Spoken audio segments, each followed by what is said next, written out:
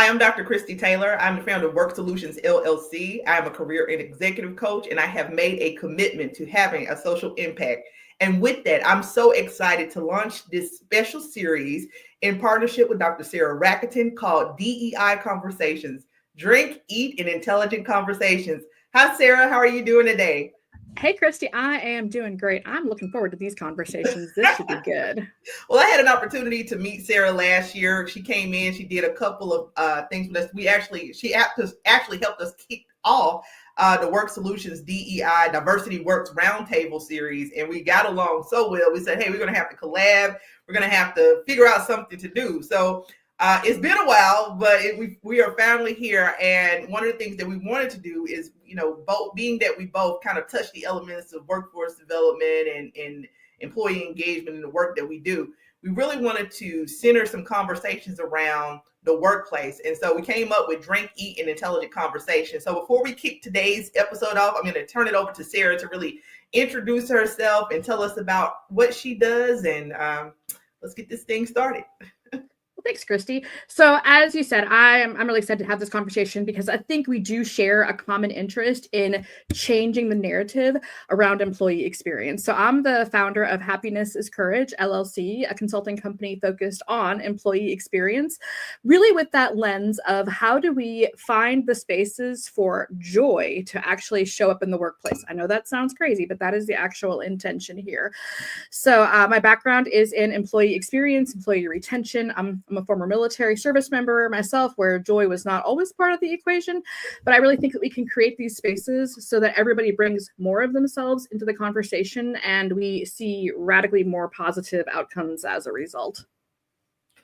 Sarah, thank you so much. The work that we do here at WORxK Solutions, I always like to say I'm a career coach first because my greatest joy is always working with clients one-on-one. I get to do it in my full-time role in terms of career and workforce development. And then I also do it through my business, WORxK Solutions. If you look at the way that we spell work, because people are always saying work, RX. No, it's work. The RX, first of all, is not on the end. But if you look at the RX, I always like to say that we are the prescription for change. I do that through my coaching. I do that through my speaking, as well as now my new magazine, WORK Global News Magazine, where we get to feature change makers like you and highlight some of the very things we're going to talk about that's taking place in today's workplace. So I want to start with just kind of reading a little bit about what we aim to do here through our conversations, Drink, Eat, and Intelligent Conversations. Now, speaking of eating, we came up with this idea and neither one of us brought snacks to the table. So I have water. I'm drinking.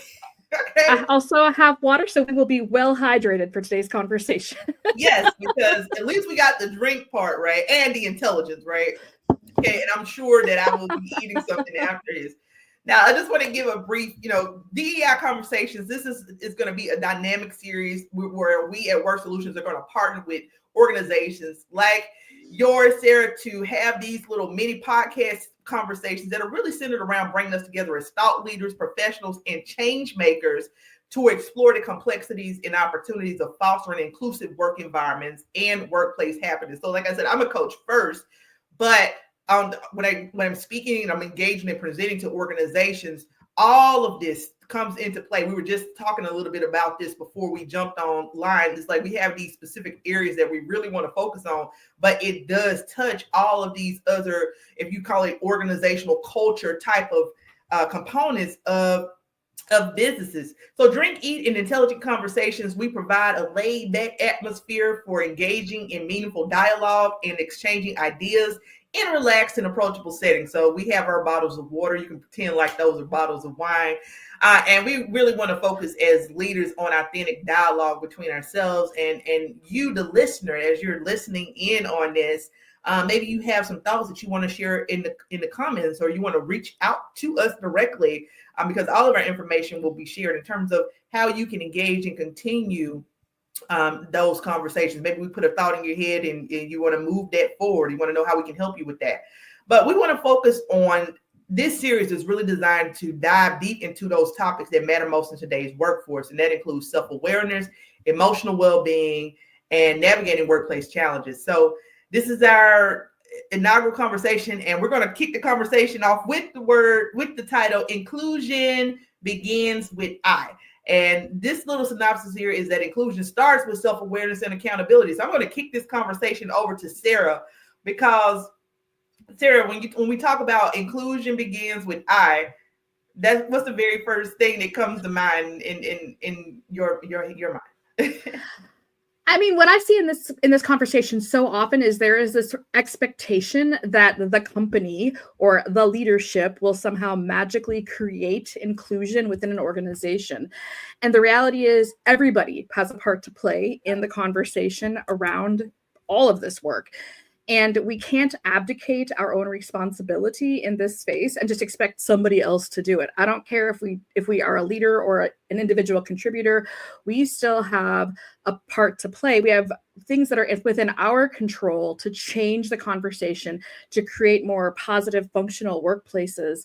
And I think that is such an important piece of the conversation. And I know that it can really feel overwhelming for people who don't have traditional leadership titles to sort of step into that space, but nothing will change if we don't own our own piece of the puzzle.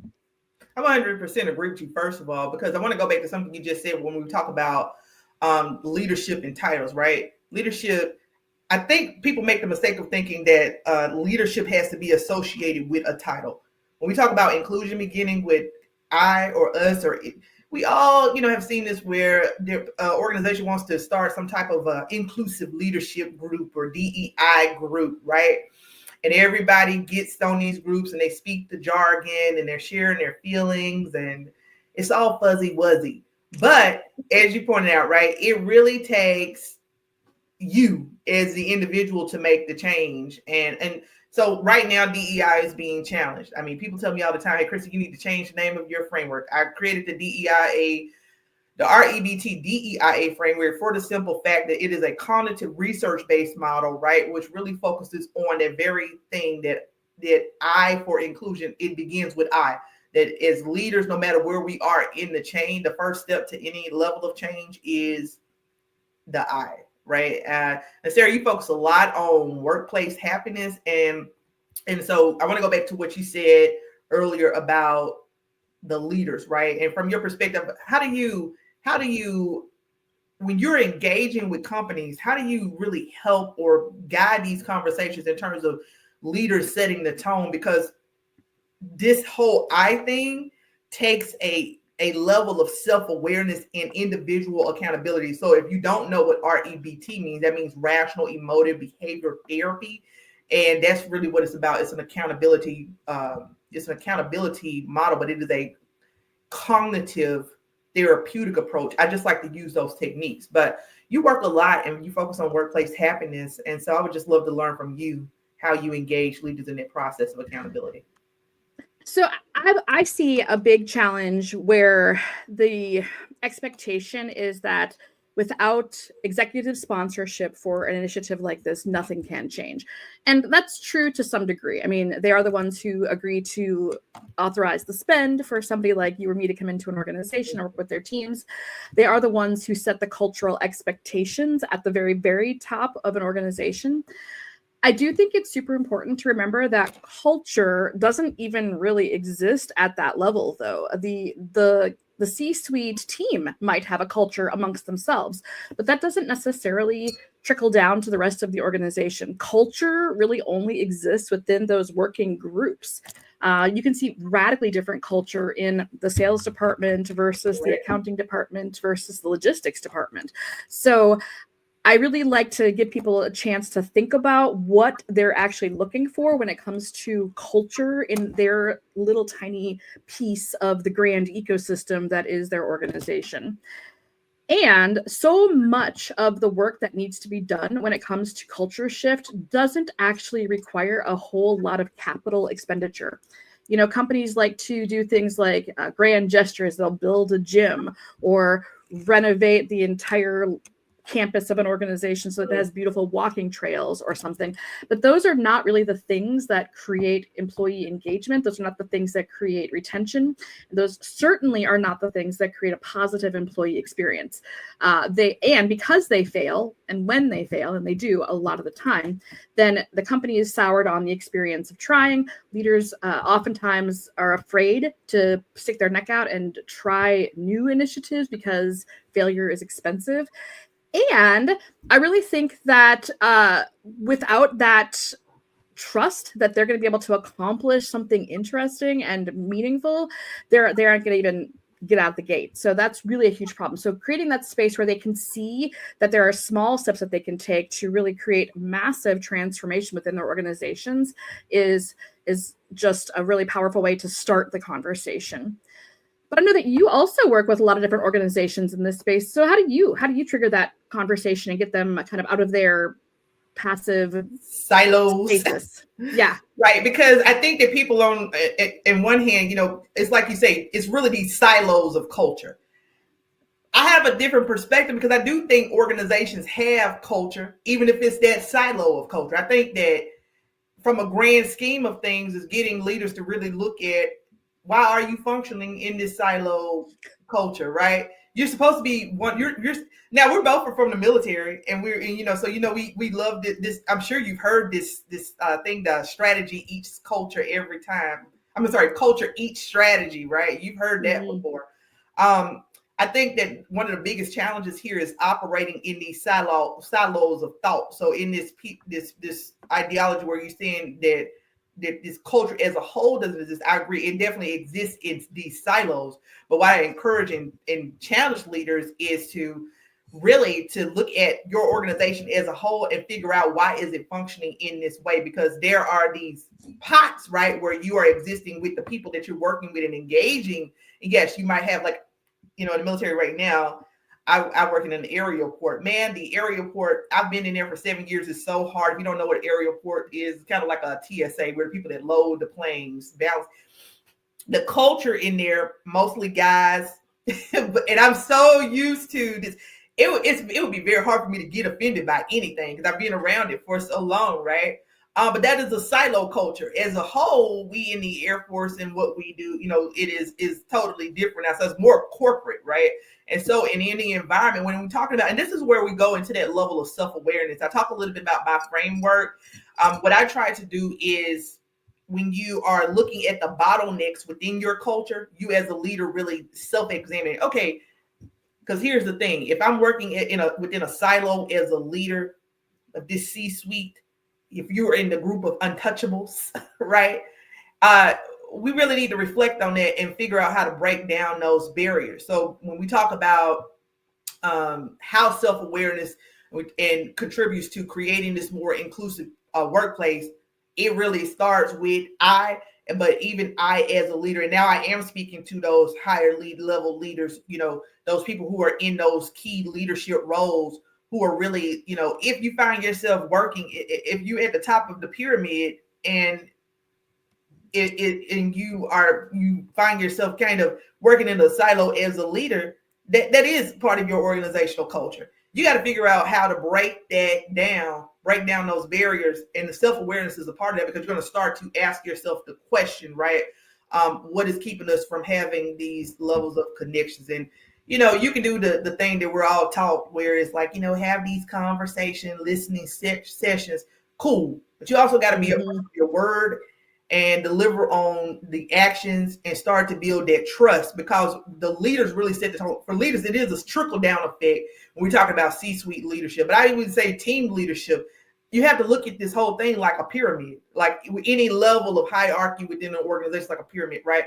The leader's going to set the tone. But I would also say, as individual contributors, we contribute to that, because how we choose to engage with each other, right, despite the current level of organizational culture, also makes an impact. This is why you have people, when you look at the data, people 6 months on average, employees leaving after 6 months because they're feeling like they're isolated. So my question to you, Sarah, really is, when we think about inclusivity, so much of these discussions, that right now DEI mentioned is a hot topic. People want to dismantle it.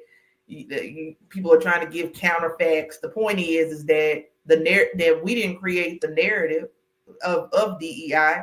We didn't historically things have happened that caused the need for us to have these type of engagement programs, right? And the need is still there. DEI, I like to say DEIA, because people think that DEI is just so much focused on race, but it's gender accessibility. Now, when you're dealing with organizations and you're seeking to break down some of these barriers to talk about inclusivity in leadership and culture, what common barriers do you see? Because we talk a lot about self-awareness. When it comes to breaking down those barriers and getting leaders to really embrace these things, and even the individual contributors, what type of barriers to self-awareness have you observed, and how do you work to overcome, especially if you're trying to transition an organization to that happy place, right? Yeah, fear is a huge one, and it's a fair barrier. I mean, the landscape of the workplace is kind of shenanigans right now. There's a lot of stress across all industries and all spaces. I don't know a single organization that's humming along with thinking everything's hunky-dory. So the problem with fear, and the problem with fear is when people are afraid, their wrinkly brain stops working, right? So they're not really as capable of doing the really higher level of cognitive work that you need to do when you're talking about changing an entire corporate culture. So I think the first step is giving people a chance to pause and catch a couple of good deep breaths. And I mean that actually literally. Too many companies and too many people are working at this breakneck pace, and they really haven't paused to recover from any of the pretty significant shifts that we've faced. Not just the pandemic, we've had economic challenges, we've had global challenges that we are all well aware of. There's a lot going on. And then you toss in any kind of organizational stress, mergers, acquisitions, layoffs, you name it, the list is massive. When people are afraid, they can't make different decisions. They're only going to act out of self-preservation. So we have to, first of all, give people a chance to pause so that their brain can come back online and we can actually have the conversations in the first place. I think it really helps to understand that people are responding out of self-preservation. Yep. I see that a lot in the DEI space. If you were a DEI director, or I got to become an organizational culture leader, got to change the name, because how do we adapt this? Because you're just trying to survive. And I think that people like us who have the experience, it helps us to really be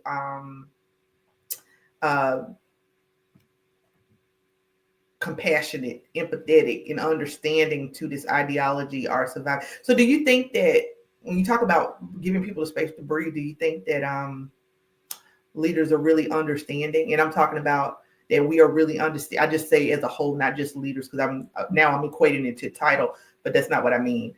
That we are really understanding of each other in terms of this.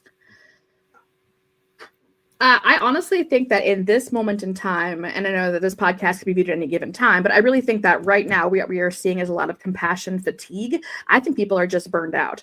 I think that is not a permanent state of being, but I do think that people have spent a ton of energy over the last couple of years just trying to survive and trying to find that grace for other people. And I don't think that people have it in them right this minute.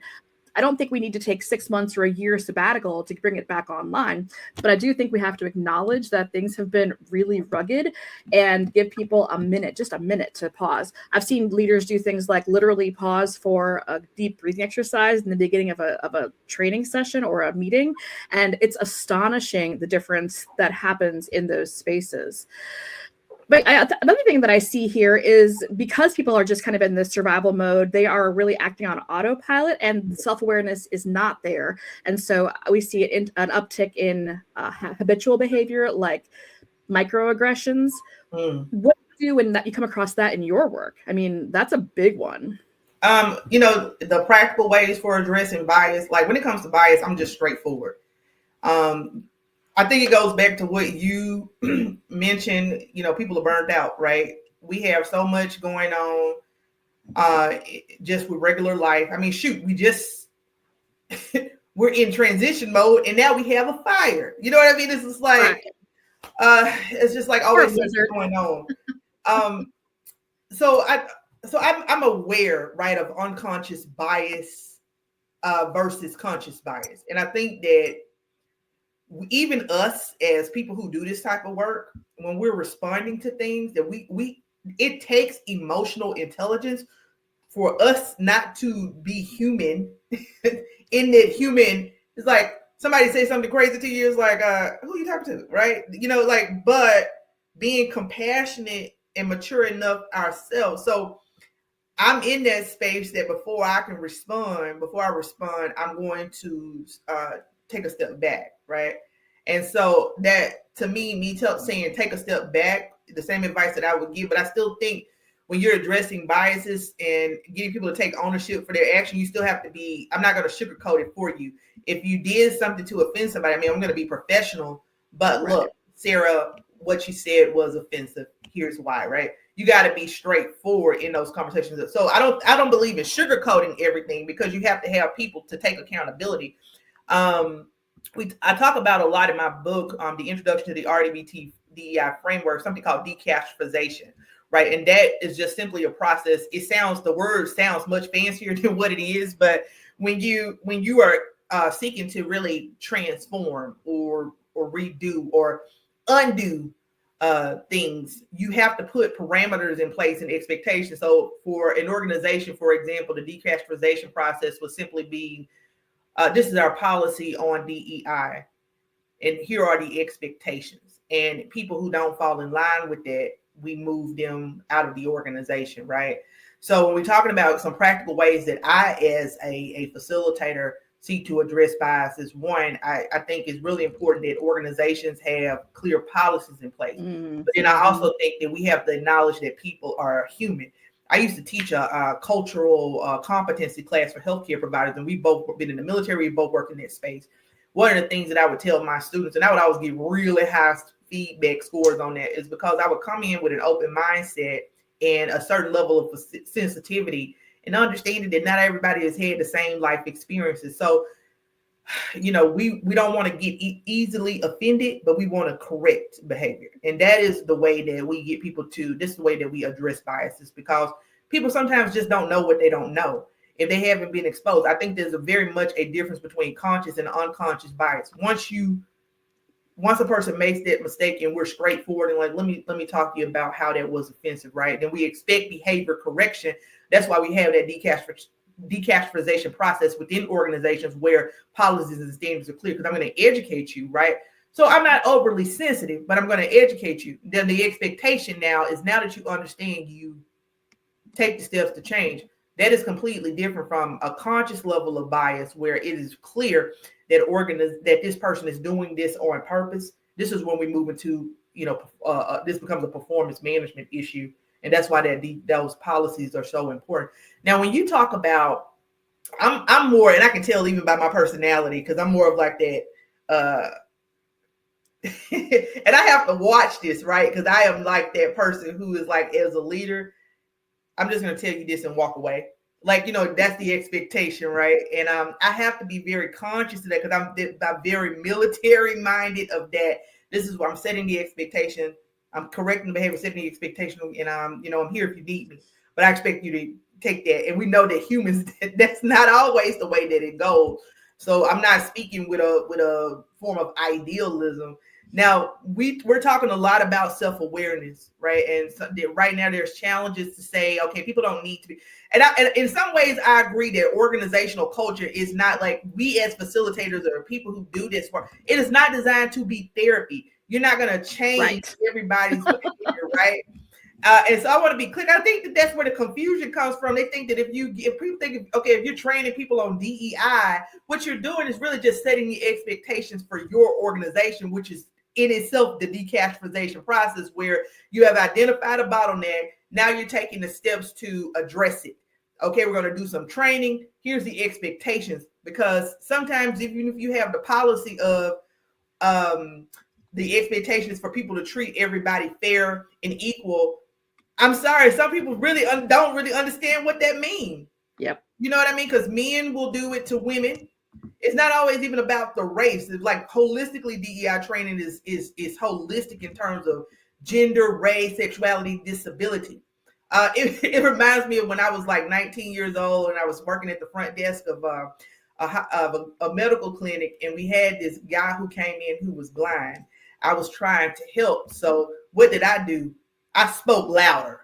Like, really, it's almost like that, right? So people miss the fact we're allowing people to work us up so emotionally over this topic that we're missing the fact that in any organization, when you're looking at process improvement, you would naturally go, well, what are the bottlenecks? What are the gaps? What is causing the issue? Let me see, maybe let me implement some type of training to address that. So my question to you, Sarah, is, with all of the work that you do on focusing on workplace happiness, how can you share with me how organizations can have use self-awareness to drive measurable change? Because I know that you are very much a data-driven type of person. Yeah, and that's messy in this space because there's not a cheek swab that tells you how engaged your employees are, right? All of those measures are going to be indirect measures, and that is just real.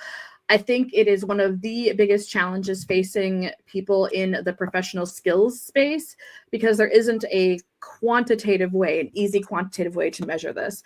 One thing that I have really seen is to tie back the work that you do in these kinds of initiatives to organizational goals. So what are your goals? What are the KPIs that you're setting? That do they make sense? First of all, because you get what you measure, whether it's useful or not. So do your KPIs make sense? Are they actually attainable? Like if you're going to say that you're going to switch to have a 60% minority or marginalized population in leadership in the next 6 months, that's not manageable for most organizations, right? Mm-hmm. But I think one of the ways that we really do see it, honestly, is in employee retention. It's a lagging indicator, and that's real. That's an unfortunate reality, but it is a good way to start to see whether or not you're making a difference when you're working on these kinds of conversations.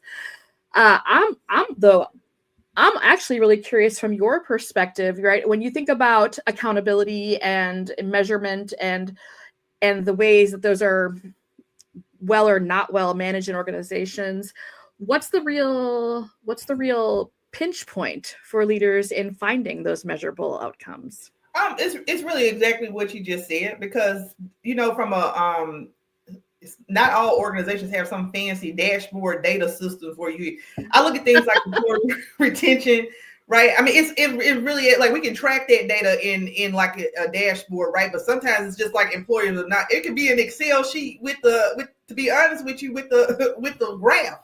But we have to know what to track, right? And so, like, I'm talking about my full-time job for a second here. Like, one of the first things I really embraced was, I was like, I'm going to make the orientation piece, the orientation piece, because, when I look at the data, how we retain employees within that first 3 to 6 months, right? Mm-hmm. Just like you just said, really is a key indicator, right? And when we're getting feedback about employee engagement and feeling a sense of connection, one of the quickest ways we can address that is by making sure that people feel supported, that they had the resources and tools that they need for when they're first month. So it's those types of things that we have to pay attention to. You have to look at what your strategic priorities, right? And look at your strategic priorities in terms of the people too. I don't even understand if you make a strategic plan. We focus so much on the KPIs of business, right? We need to make sure that we identify some measurable KPIs for people, whether that's retention or how we're engaging. We need to make sure that the leaders can really, when we talk about creating those spaces, those small actions, is that I'm gonna tell you something. It's even that little pause that you talked about at the beginning of the meeting, where it actually has a greater impact, because when you have leaders who are, let's say I'm facilitating the meeting, and I, as the team lead or manager, I'm checking in. So how are you guys feeling today? Throw me a smiley face in the chat or emoji. A simple question like that allows, and just taking 5 minutes to allow people to express, like, maybe it's budget time and it's the crunch or something like that, or we're dealing with something, and allowing people that first 5 minutes to kind of vent and really hearing their concerns. Man, that really makes your team that helps your team to connect with you as a leader, because it shows that you're concerned. And especially when you're listening and you're able to come back and say, hey, I'm working on this for you. I heard you during a meeting and I want to make this process easier for you. So it's those small things, like, and I wanted to that it doesn't always have to be some grand gesture, right? Like you mentioned as Thank well. you. Like, Absolutely. you don't have to go out and build us a whole garden. First of all, I don't know about you, but the weather here in DC where I live is crazy. I'm not going outside in the snow. So, or probably in the summer because it's hot. No, let's just but it's not about some grand gesture. It's about, and remember I mentioned that leaders, positionally, you're sitting at the top of that pyramid. If you find yourself as that person in the silo on the throne, that's part of that is something about your organizational culture.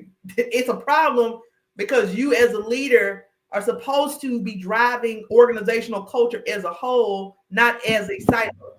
And so if you're sitting at the top of your throne and you cannot come down and build connections with your team, figuring out ways to tear down those walls and sliding on back down to that pyramid. It's almost like if you go back to Maslow's hierarchy of needs, right? Mm-hmm. The most basic need and function that we have in terms of survival. You as a leader have to roll back down to that very bottom of the pyramid, which I forget, which is food and shelter, right? Like the most basic functions that your team needs. And you have to be able to build connections with them in that way. And so simply by asking that pause of, and making a moment, allowing them to kind of, I wouldn't say like 20 minutes of then, but that little 5 minutes of how are you feeling? What challenges are you having? Those little simple things. And in terms of the inclusivity piece, you'd be surprised because, again, we are speaking as experts who understand that inclusivity is not just about, we're starting this as conversation one, but we come into this understanding that inclusivity is not just about the race thing. It's important for me, right, that's acknowledged, but as women, it's important for us that is acknowledged, right? If somebody has a disability, it's important to acknowledge the A on DEIA. So all of these things are important to acknowledge. But if you were my boss, Sarah, and you just asked me if I come to the meeting and all of us are sitting at the round table and you're just asking me how I feel, I would feel like there's a level of inclusivity too. Like it doesn't have to be a grand gesture. So I'm going to stop right there and give you the last word, and we'll get ready to close out today. I think when we talk about inclusion, I love that you mentioned that it covers a broad variety of aspects of lived experience. I do think that it's easy to forget that this topic is evolving as we speak. Once upon a time, inclusion was really like race and gender, and that was it. And now we're seeing the expansion to include all kinds of things, many of which are completely invisible. So what I like to think about from an inclusion perspective is if we're making an inclusive workspace to encompass the pieces of that we can see and do understand, then that landscape will actually be healthier and more productive for anybody who has anything that creates a lived experience that is different from the people around them and can create challenges as a result. So it's kind of the whole, a rising ocean lifts all ships kind of a thing, nod to my naval background.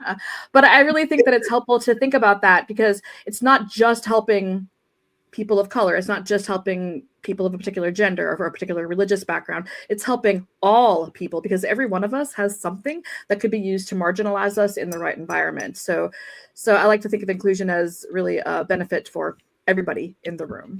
Yeah, and I think that, again, when we allow ourselves to get worked up by these emotional, when you talk about factions in these discussions, people are allowing themselves to be worked up by an emotion. I'm a history teacher, so I can't go, I can go a deep dive into that.